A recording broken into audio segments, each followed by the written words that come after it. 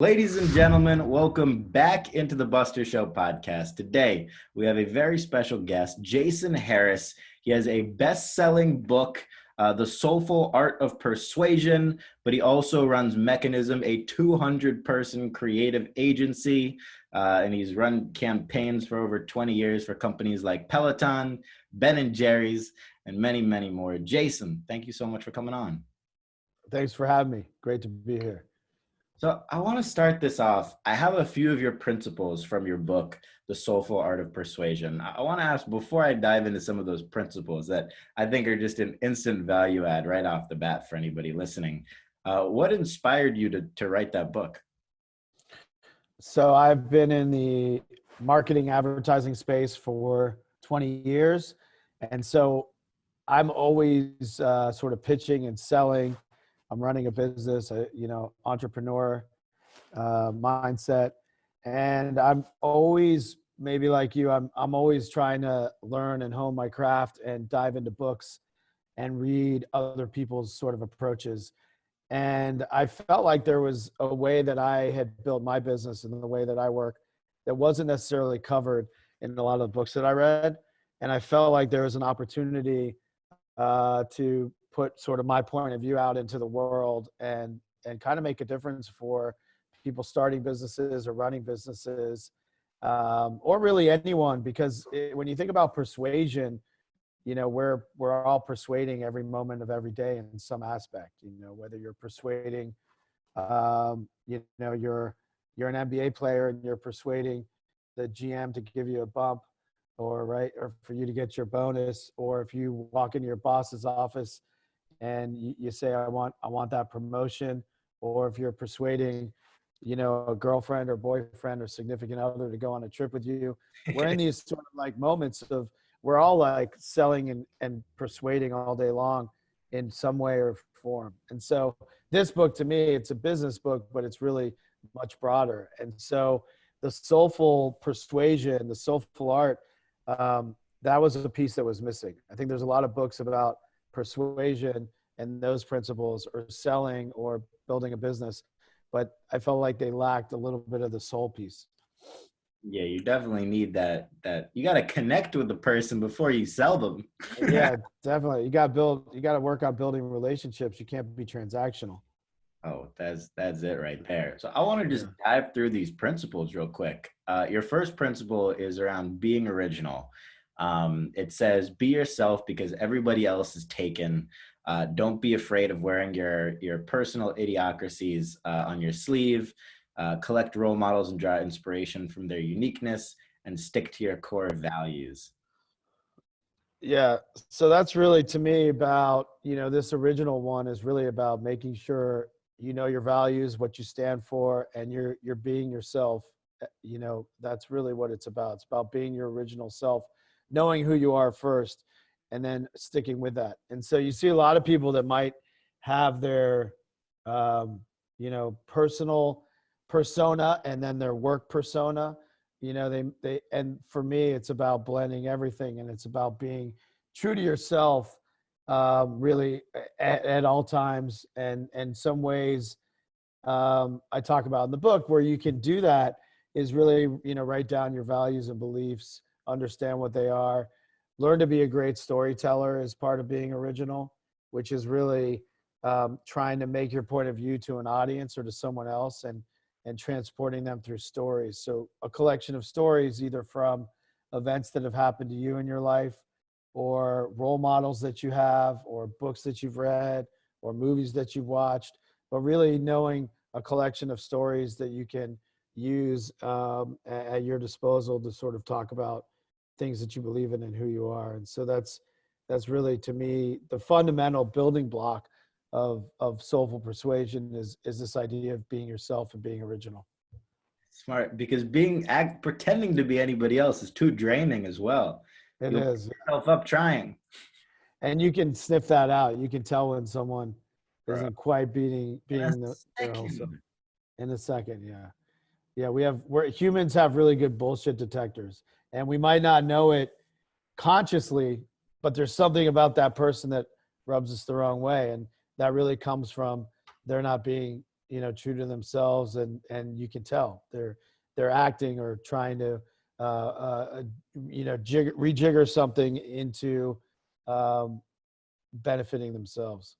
And I'm curious what you think about this, but I feel like I'm more okay with putting up with bad qualities or tendencies about a person than I am with somebody being fake. Like if someone's annoying, like literally they won't Yeah. stop talking, they're interrupting me, I'm more acceptable of that than I am of them like pretending to be somebody that they're not. Yeah, I totally agree. Because they're consistent, and you know what you're getting with them, and you can deal, you can deal with it versus that person who's, either like trying to, hide something or pull the wool over your eyes, or you can tell when people are just telling you stuff that they think you want to hear. They're just like pumping you up so that they'll get whatever they want out of you. What was it, gaslighting? That's Yeah, the gaslighting. Yeah. term. Principle number two is around generosity, giving something away, providing value. Where do you see that being most practical in terms of how people can adapt that? Yeah, sure. So these principles in the book, there's 11 habits that fall out of these principles. And the principles, some of these you'll naturally have, and some of these you have to learn. And so for me, this principle is something I really had to work on and to learn. And it didn't necessarily come naturally to me. But after working on it for some time, now I am a generous person by nature. And so because that's the other thing, you can be true to yourself, but you can also know where you want to go and work on yourself to get there. So it doesn't mean, hey, this is how I am, take it or leave it. It can be, this is how I am, but I want to embody these other things. So I'm going to practice them. And once you practice something over time, it becomes habitual, and you just do it reflexively.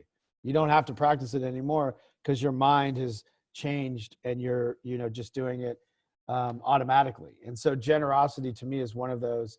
And this idea of giving something away, and if every interaction is thinking about when you cross paths with someone, how do you try to leave them a little bit better than before they cross paths with you? And that can be a lot of different things. That can be it could be advice, it could be connections, it can be counsel, it can be reviewing something for them, it could be giving something away to them, it could be remembering something they said. There's a myriad of ways to establish being generous. It's not just giving something away like a thing. Here's a baseball card, I'm going to give you. It can be advice on, I'm going to explain how the baseball card market works to you and pass on my knowledge to you. That's giving something to me. That's being a generous spirit. So that's one principle under generosity. And then this idea of practicing positivity is creating a sense of gratitude and knowing the things in your life that you should be grateful for, and making sure that you express that with those people around you, and it's not just stuck in your head. But that's a way to be generous with thought. And then, another principle under generosity is this idea of respect. And when we respect someone, we know that we respect their time. We follow through. We do the things that we say we're going to do. That's another way of showing respect and being a generous person by nature. 100%. I mean, Yeah. just providing value. It sounds so obvious, yet I feel like that is a reason why your book is a best-selling book, because people did not, necessarily just inherit that, naturally from birth. Well, it seems obvious to you, right? Because that's, you kind of develop that way, but for someone else, it's not. It's not obvious. It's there may be transactional thinking and what they're going to get out of each interaction. Generosity is much more about not thinking about what you're going to get out of it. Not going in thinking, I give this, I get this. It's more being helpful, not knowing where it's going to go, but doing it for the sake of doing it. Totally. If that makes sense. Yeah. And also putting yourself in a position where just by or working really hard to try to put yourself in a position to where one day just the exchange is a value exchange, right? Like this podcast, for example. If I have somebody on like that is a natural, but it's also two-way, but it is a value exchange. It But it's is. like, so being able to set little things up like that. The thing, and I've spoken about this before here, and you're the best person in the world to talk about this with, but I'm always so fascinated by, emails that I'll send out or that I'll receive. And it's always interesting. And one thing that I pay very close attention to is how many I's there are in the email and how many U's. Oh my God, I do that too. And it's really interesting because it will tell you everything you need to know about the person that's reaching out to you, and what they want and whether they actually care about you or not. That's something that obviously you found as well. Yeah, definitely. I mean, even in running a company, the language, as a CEO of a company, you want to be thinking in terms of we, not me. You want to be thinking in terms of we accomplished this, or we did this together, or we think X, Y, and Z. Because when you make it it becomes all about your self-interest and not about the collective. And you always have to be thinking that way about the collective and not your individual, what you'll get out of it. Totally. And that's just a way to rewire. But I look at that too. When I get emails, I always look at the I. I'm like, okay, so where's the trade-off? Where's the connection? Where's the thinking about what I could get out of it? It's just about the other person. It's really funny, and I think we were talking briefly about cards at the beginning, but it reminds me, sort of everything in general is just back down to that simple trade model. We're all just trading things for one another, like whether it be we're trading a salary for your work, or like it's all everything in life. You can't find a single thing that isn't a trade unless it's a donation. But even then, it's like you're donating something, and then in return you receive like joy and happiness. You do. You get like a tax credit, Well, right? exactly. Yeah. So there is a trade. What do you think? Is love that? It's a mutual trade. Yeah, Yeah, I guess so. 100%, right? Yeah, I guess it is. Unless, isn't unconditional love one way? I don't know. I've yet to find that, but you tell me. I don't know. I don't know either. I don't have an answer there. But that's definitely interesting. But on the flip side, when you're putting content out, like for a personal brand or something, I think it's the opposite. Because if I'm posting on LinkedIn, right, and I say, you, like you should do this, you should do that, it comes across like I'm, a bit of a jerka, But if I'm talking about, if I'm saying something, I'm always gonna say, I think this because of me messing up on this thing or me doing that thing. So I think in terms of like putting out a personal brand, it should always be you putting yourself down or up or whatever it is, but coming from that I perspective, Yeah. comes across much, much more organically. So that's like kind of the flip Yeah. to the email thing. Definitely. Principle 3, around being empathetic. What's the importance there? So this is about seeking out collaborations, trying to make it about the other person, having a natural curiosity about other people, and trying to listen and learn. And we have at our company we have this expression with our clients that we assume genius. So we assume that the clients we work with are geniuses and they're smarter than we are. And that assumption, especially in our industry, really goes a long way into building connection and relationships, because it's so easy to say, trust us, we're the experts, and we don't need your feedback, and we don't need your advice, and we don't need to collaborate. You're hiring us for our expertise. we'll go off and do that and then bring you the solution. Versus we're going to work on it together and build it together and collaborate. And we have this mutual respect. And so that's one part of this idea of empathy and seeking out collaborations and making sure that there's this mutual collective working towards something. Like when you want to get buy-in for an idea in any company, just saying this is where we're going and this is what we're doing can work for some things. But when you get buy-in along the way and input and you make the idea this collective effort, it goes much farther. And the other area of being empathetic is trying to look at people and see the commonalities between us all, not the differences. And so, there's a stat I always throw around, but we have 99.9% of the same DNA. All of us do. Mm-hmm. But we think, especially if you look at our country, politically, how divided we are with our different beliefs and how we think the other side is so much different than we are. And it's really polarizing, when in the fact is, we all have the same needs and wants. We have the same hierarchy of needs. We have the same goals, really, basically when it comes down to it. But we try to think of us as so different, but when we're really not. And so this is just emphasizing the commonalities that we share as humans and trying to emphasize that in your thought process and when you think about other people.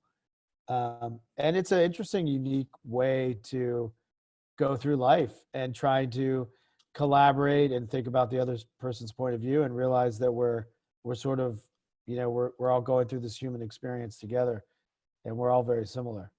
Oh yeah. And I think the importance of it's so true what you said in terms of everybody having the same goals. Yeah, People, everybody's got different career goals, but at the end of those career goals, you've all got the same goals, and everybody needs to, eat, sleep, drink.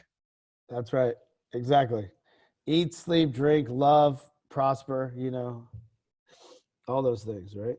Yeah, 100%. But and then kind of on the flip side of all of those things, well, I think it's so important to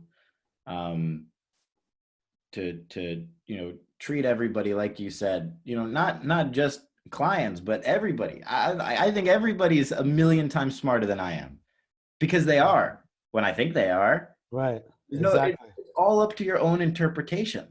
Yeah, I think that's well said. Yeah, not just clients, but everyone, and not going into it as the know-it-all, or I know something that this person doesn't, but the mindset of, we're all up to the same things and we're all relatively, smart people. Now, of course, there's people that you come across that leave a bad taste in your mouth, and they're jerks and people you don't want to associate with, and you don't have to be nice to everyone. But So incredibly foolish, because the way I sort of think we both look at this is like, everybody has 24 hours in the day. Everybody has the same amount of time in the day. Everybody spends it differently. No matter what you spend your time on, different than I spend my time on, different than a 7-year-old spends his time on. Everybody spends their time on something. I want to learn what you spend your time on, because I don't have that same time to spend on what you spend your time on as you do. right, right. So Yeah, therefore, everything by default that you do in your time is stuff that I don't do and I want to learn about. that's awesome. I bet you learn a lot from the podcast. It's my version of school. I didn't go to college. So instead, I get to learn from these. That's awesome. I love that. I love that. That's a good hacks. Skip college and start a podcast. Honestly, it's not a bad tip for anybody. Yeah, You get to the thing about college is, like, a lot of the smartest people in any industry, they're not going to be teaching at a college. that's true. That's very true. They are happy to do a podcast and spread their wisdom to the world, because that's That's so true. When did you start hoops? I started Hoops Nation when I was 13. Well, I started a version of it. I started a fantasy basketball version of it. Then it morphed into a full NBA version, and then the third iteration of it was Hoops Nation when I was like 15. 15. Jesus, dude. Yeah, man. Few That's insane. few years back. It's insane. But then again, I wasn't doing it as a business. I had no intentions of making any money from it. I was doing it for fun, and that's why it worked. Because That's a really good point. You didn't have sort of ulterior motive. You were just doing it for the love of it. also the most Yeah, important factor here, and the only reason that that's even possible is because I was that age and I had no overhead. that's very true. Anybody in my position, like I'm 20 now, anybody in my shoes who's in college or doing anything, they have some level of overhead, whether it be the overhead of a significant other, whether it be the overhead of a student loan or going to college, the overhead of the time that it takes to do your homework and your papers, the social made up, time restraints that you put on yourself, family. There are a million different overheads, not just financial, that you put on yourself. Whereas me as a 15-year-old, I was a terrible student. I knew that wasn't for me. So I was able to just allocate all that time towards something I was doing for fun. I think when anybody does that, it tends to work out. That's amazing. Yeah. You had that hardcore love early on. That was your passion. You poured your time into it. Yeah, I think, at the end of the day, it's really fun when you think about like, you know, you and I versus Shakespeare, anybody in the history of the world, they all had the same 24 hours in a day. And oftentimes one of them lived a lot shorter lives It's than true. we are able to because of modern tech and medicine and things of that nature. So everybody was able to accomplish literally everything in the exact same amount of time or less than we have. That's so true. That's I a love very that. humbling thing when you think about it. That's true. Damn. And they did it without technology. Anybody who you know about from like before 1950, 60, 70 did everything they were able to do with the same or less amount of time than we did. And the lack of everything that we have. It's very humbling and it makes me feel like an idiot, honestly. Oh, please. I mean, I think you had an advantage. I mean, I actually did too. Because when I was 12, I knew what I wanted to do with my life. I knew I wanted to get into advertising and that was a career and I was going to do that career. So I didn't have to spend a lot of years trying to ramble and figure out what was the thing that I wanted to do with my time. I knew this was the career. Eventually I'd start a company around it and that was my goal. And you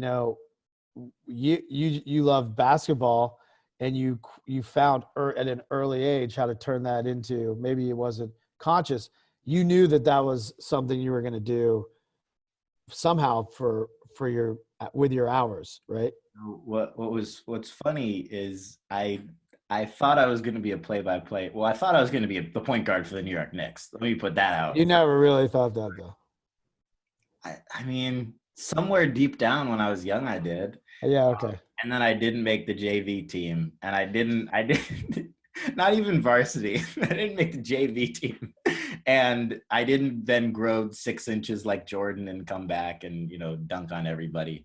I started broadcasting the JV girls field hockey games instead. Oh my God, it's amazing. And then, slowly worked my way up there. But that's what I thought I wanted to do. And then eventually I realized that sort of path, just like in the, you gotta, like, it's important to understand how like how long things take for most people. Yeah. For broadcaster, it's such a long process. You go to college, you go through the minor leagues, you work your way up. Whereas I was like, all right, well, if I just created a personal brand, and if I still do want to do broadcasting one day, but I have that brand, it's a much better value asset. It's like how former NFL players are able to go straight from, playing in the NFL to broadcasting. It's because they have extra leverage, no matter how good Well, they have a built-in audience that loves them, and they're going to bring their audience with you. Yeah, the power of audience is real, And I think and that's that's what only going to happen more and more with broadcasting, things like that. But all that aside, to your principle again, principle three, uh, Yeah. being empathetic. It's also, do you think like part of that is, understanding that like everybody's going through something, no matter like what it is. Maybe it's like a business thing that they're going through, or it's a mental thing that they're going through, or a personal thing. Is part of that understanding that everybody's going through something and just being aware of that. Yeah, there's this quote that I love, which is, don't judge me by the chapter that you walked in on.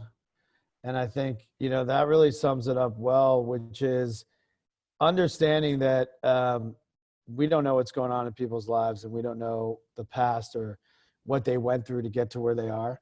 So we have to allow space and be a little empathetic in that regard of, we don't know where they're coming from exactly. So we have to be aware and be flexible with like where their ideas come from if they don't match ours. So like there's a story that I always talk about with, this, whatever your political views are, set those aside. But he was so anti-immigration, like against any immigrants coming to this country, and I couldn't really understand why. And we could argue the points back and forth, but until I dug deeper to understand his personal story, which was that when he was growing up, his father lost his job, and he spent 6 months living in the car. His family lived in their car, and an immigrant took his dad's job and basically the welfare for the family. And so that sort of was his experience, and that why he sees immigrants as taking jobs away from people that may be born here.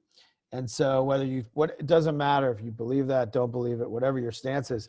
The point is, he had a belief on that we didn't agree with on, but it came from an experience. So I had to really dig deep enough and find enough and listen to understand where he was coming from, because I didn't know that part of his life. And I didn't know, he's a business person in New York, successful. I didn't know where he had been in his past. So by taking that extra time to uncover the whys and not just arguing for the sake of arguing, allows shared perspective and points of view. Mm, yeah, I'm asking people where they came to that from, or do you think you can even ask people like what experience did that come from, or what Yeah, I think you can experience say, led you to think that? yeah, I think you can say things like, tell me the story of why you hold that belief. Where does that come from? What Mm, what experiences have you had with this that make you feel that way? You can kind of peel back the layers of the onion to get a little more information, and then you can understand each other better. When you're just talking surface level about an issue, but you don't know what's driving it and what's behind it, it's not going to get you very far. yeah, that's super smart. I love that. Principle four is around being soulful. What is being soulful and living skillfully mean?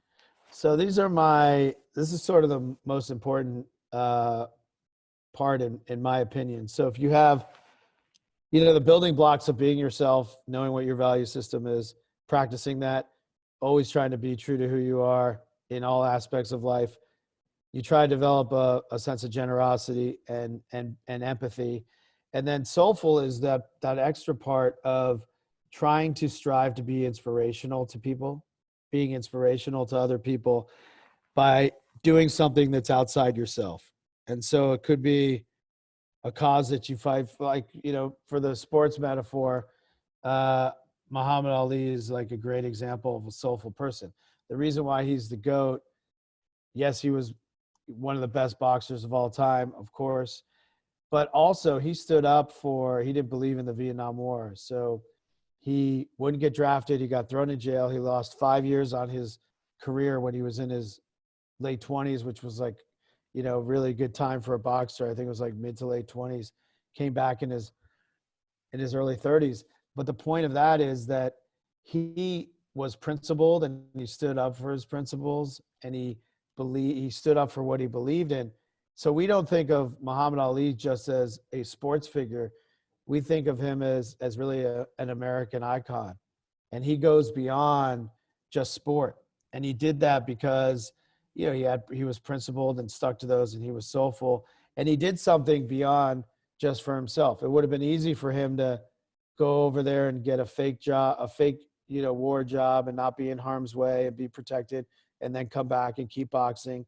But it was about standing up and thinking more outside of himself, that this isn't what we should be doing, and this is something that I don't believe in. So that's an example of doing that. And so when we strive to be inspirational in our daily life, to me, it's about thinking. There's a skilled thing that I always ask people to do, which is take out on a piece of paper, and on one side write down 3 things you're good at, and on the other side 3 things that you care about making the world a better place.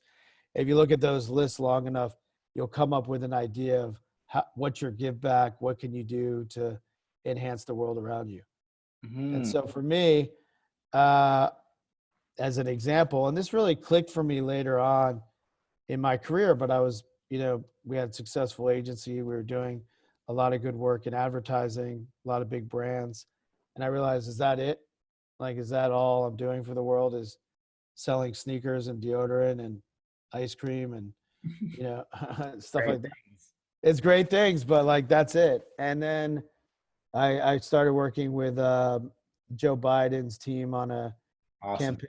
campaign called "It's on Us," which it was preventing sexual assault on college campuses. And then from that, I co-founded an organization called the Creative Alliance that has hundreds of agencies that do pro bono work. So they use their advertising powers for good.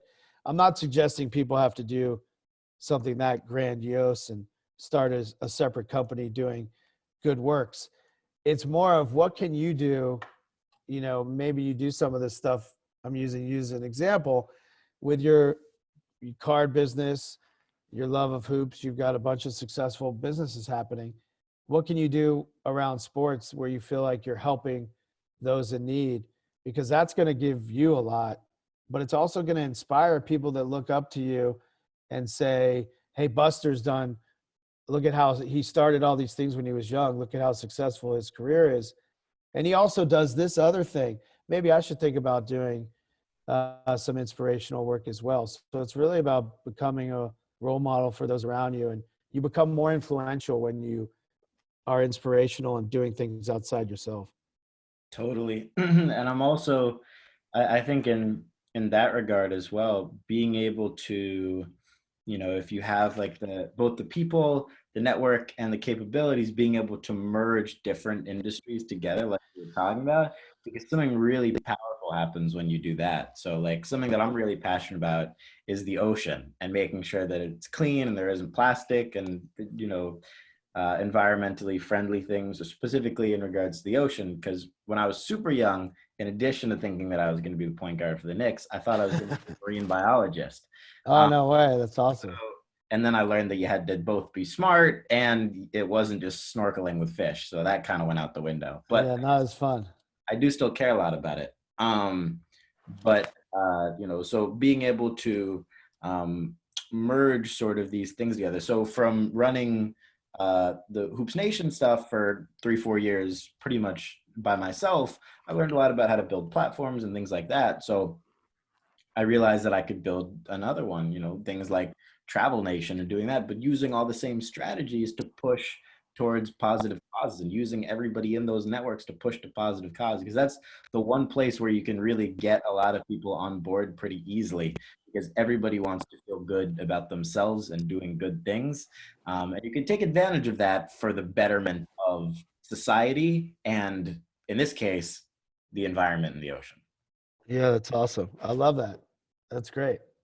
So I want to ask, through Mechanism, what have been, some of your biggest lessons learned in terms of creating something that is, a well-told story in terms of an ad, or just something that drives results for you?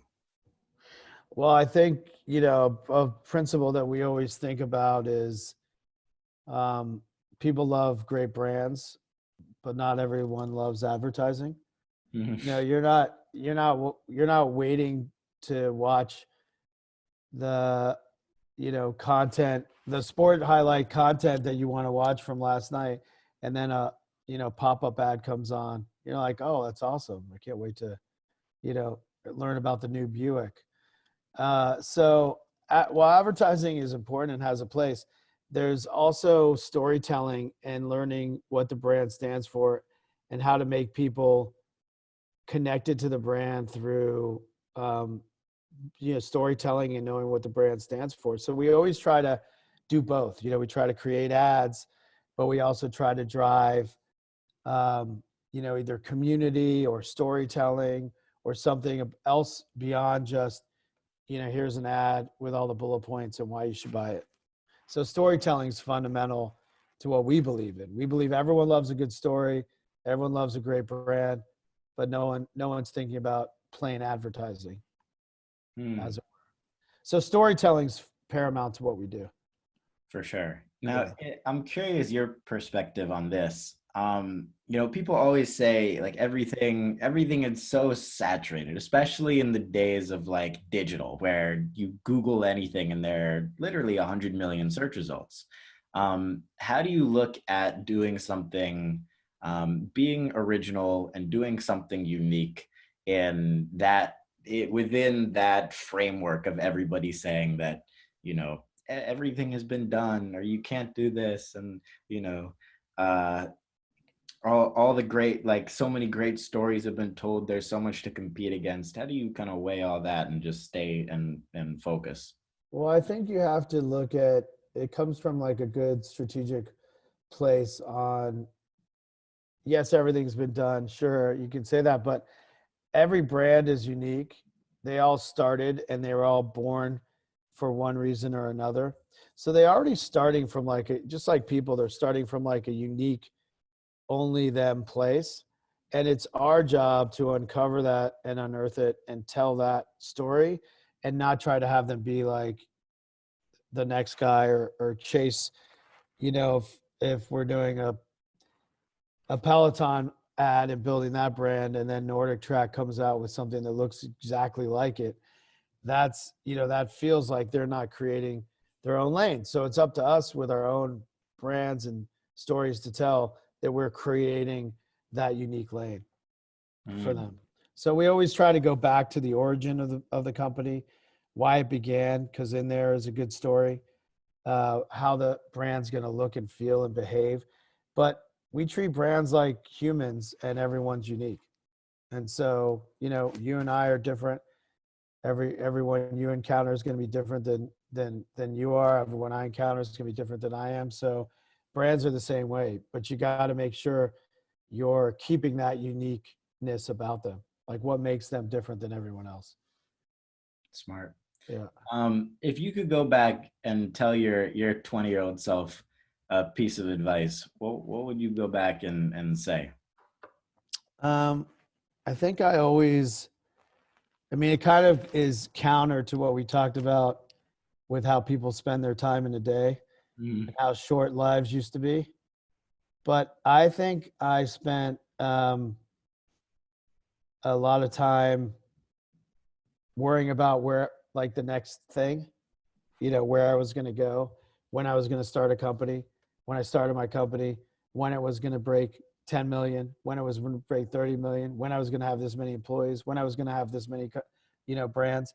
And I would just tell my, younger self that enjoy the ride more and don't measure yourself. And you're going to get there and you have time, but just enjoy each of those steps.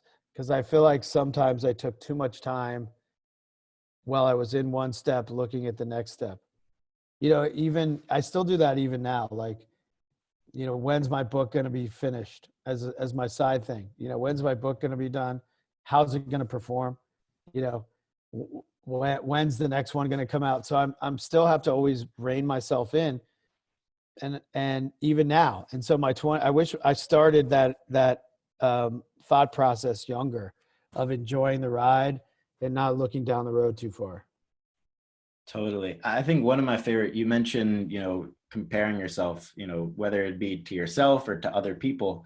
I think one of my favorite lines ever, I forget, I think it was the VC venture capitalist Naval Ravikant, but he said, Yeah. you can't uh, compare yourself to other people because you can't, doing that, nothing changes by the end of your session of doing that. But more importantly, you can't pick and choose things from other people's lives to add to your own.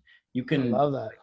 you can't, like somebody, you never want to be somebody else, no matter who they are, no matter if it's, Bill Gates or Jeff Bezos, you don't want to be them. You do not know what they're going through. It's true. And you can't pick and choose. Like you can't say, well, I want, not to be mean. We love Jeff Bezos here, but I can't just say I want his money, but I don't want his divorce. Right. You can't pick and choose. Like it's just not how things work. And I think that is so important to remember for anybody. Nobody should want to be me. Nobody should want to be you. And nobody should want to be anybody, or nobody should want anything that you have or anything that I have. And that is the most freeing thought ever. I love that. I love that. I mean, that goes back to like not looking down the road, right? Like be happy where you are and be happy you're who you are, right? And I think that's a mantra you got to, I mean, I'm still working on that. So I wish I was working on it for the past 20 years, but I mean, part of it is that drive to move does move you forward. Like that does get you results, but it has to be tempered with, I'm happy where I am and I'll be happy at the next phase. Not, I can't wait to get to the next phase. You need to start with that. I'm really happy where I am. Right. Sometimes you see it with professional athletes will say this too. It's really interesting. Like in business, nothing happens overnight. And nothing happens overnight for anybody really, but for basketball players in particular, it's as clear, it's as night and day as you aren't a millionaire one day, and then you are the next day when you're drafted. And that's pretty intense. Yeah. But, a lot of guys will, I've seen it from some fighters. You mentioned Ali earlier, but they'll say, looking back to their early days, and anybody who reaches any sort of fame usually feels the same way. They wish, oftentimes they wish they could go back to before. You would always hear like stories of famous artists like the Beatles, for example. They couldn't go anywhere. They couldn't do anything. Yeah. Got to enjoy the moments before these crazy things happen to you because you can't go back. And That's so point. That's great. Really good. Yeah. It's amazing how many celebrities and famous people go nuts because they really can't control. They don't have control of they don't have anonymity anymore and they don't control their lives, So there's a power in that. When you said you don't want to wish your life with someone else's, you don't know what they're dealing with. You don't know what Bill Gates is dealing with or Jeff Bezos, but they're not you with a lot of money. There's somebody else dealing with their own things with a lot of money. right. And no matter what level you're at, you have your own problems that are perfectly proportional to wherever you're at. That's So great. somebody's problem, who has, a ton of money is exactly as intense and as terrible as it is for him proportionally as it would be to me proportionally to what I'm going through. That's a good point. It's all relative. It is. I love that. Yeah, it's really fascinating. But the fame one's interesting too because there are a lot of positives that would come from that, I imagine. But a lot of negatives too. Again, not to pick and choose from other people. And I think that's Definitely. freeing for for us all. So last question here, what are you most excited about? Like what gets you the most fired up? Like when you woke up this morning, apart from doing this podcast, obviously. Obviously, clearly, this is the most fired up of my day right here. What what are you most excited about these days? Um, I mean, currently, we're working on, there's what we're working on. There's something I'm working on that I realize I can't talk, I can't talk about, unfortunately. But I guess sorry about that. But I'm just excited. I'm excited really to um, help. I do a lot of work with up and coming entrepreneurs and a lot of advising, and I'm really just happy in the space of passing on what I did wrong and what I did right. And that gets me pumped up to do more and more of that. And whether it's through the book, through a podcast, through individual people that I might help mentor, I love that stuff. Like I can't get enough of that stuff. I love running a company. I love doing the social good work. That pumps me up too. But I really like being able to share all the things I didn't know and went through, and the way I think business is done right with other people that are starting out. That gets me fired up. Well, you did a lot of that today. Oh, thanks, man. I appreciate you for that. The legacy building. So obviously, anybody who wants to read your book, they can get it. The Soulful Art of Persuasion. Is there anywhere else where people can find you? Yeah, the soulfulart.com is my website, and then you can just find me, at Jason_Harris on Twitter and Instagram. And I'm around. Books on Amazon and other places. Amazing. Well, Jason, thank you so much for doing this. This was awesome. I had a great time, man. It's great chatting with you. Awesome. All right, everybody. See you next time. Peace. Peace.